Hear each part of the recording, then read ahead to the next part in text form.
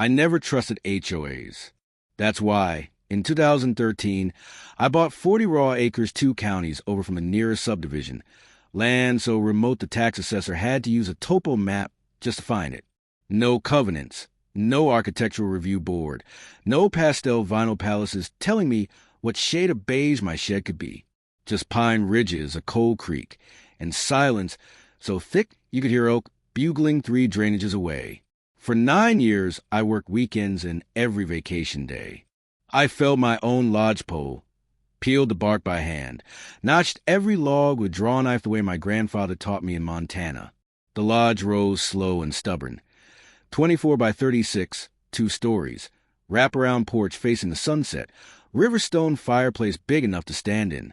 I poured the foundation myself, mixed concrete in a rented mixer while snow drifted onto my neck. By the summer of 2022, the roof was on, the windows in, the cedar shingles glowing like warm honey. I named her Sanctuary and hung the carved sign above the door the day I moved in with nothing but a duffel bag and my dog, Boone. Then came the letter. It arrived in a thick cream envelope. Return address, Ridgeview Preserve Estates Homeowners Association. I laughed out loud until I read the first line. Notice of annexation and demand for compliance. They claim my 40 acres have been inadvertently omitted from a 2008 plat amendment when the luxury development 2 miles down the valley expanded. According to their survey, conveniently stamped 3 weeks earlier, my lodge now sat inside their boundary. They were graciously giving me 90 days to bring the structure into compliance with Ridgeview Preserve covenants, conditions, and restrictions.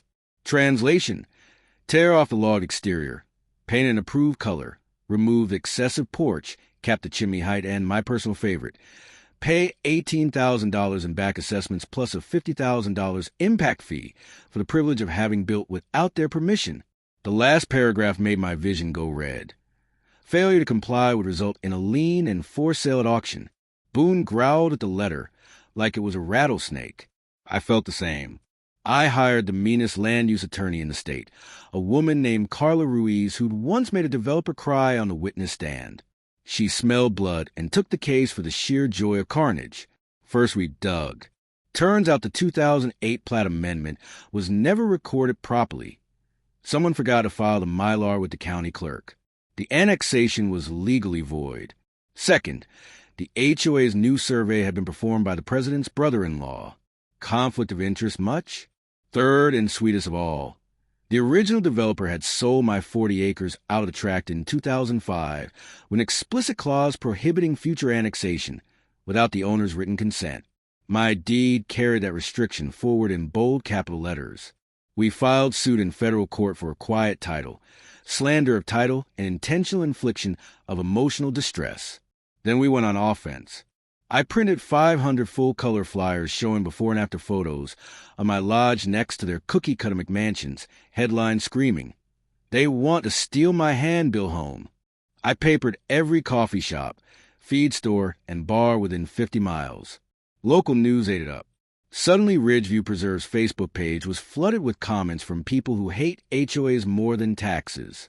The HOA board panicked. They tried to settle, offered to grandfather my lodge if I paid the $68,000 in fees, and agreed never to speak about it. Carla laughed so hard she choked on her coffee. We countered with a single number, 0, plus a public apology published in the county paper. They refused. So we showed up at their annual meeting, me, Carla, 2 news crews, and 75 of my new closest friends wearing hands-off Sanctuary shirts. When security tried to block the doors, Carla slapped them with the state statute that says any member of the public can attend an HOA meeting if the association claims jurisdiction over their property. I was apparently now a member. The president, a man with a spray tan and a Rolex the size of a hockey puck, turned the color of raw liver when the cameras rolled. Within 10 minutes, the board voted unanimously to disclaim any interest in my land, waive all fees, and pay my legal bills. They even threw in $15,000 for inconvenience. I never cashed that check. Framed it instead and hung it over the fireplace right beneath Boone's mounted elk antlers. Last I heard, Ridgeview Preserve Estates changed their name and now allows tasteful exposed log accents, no more than 15% of the facade.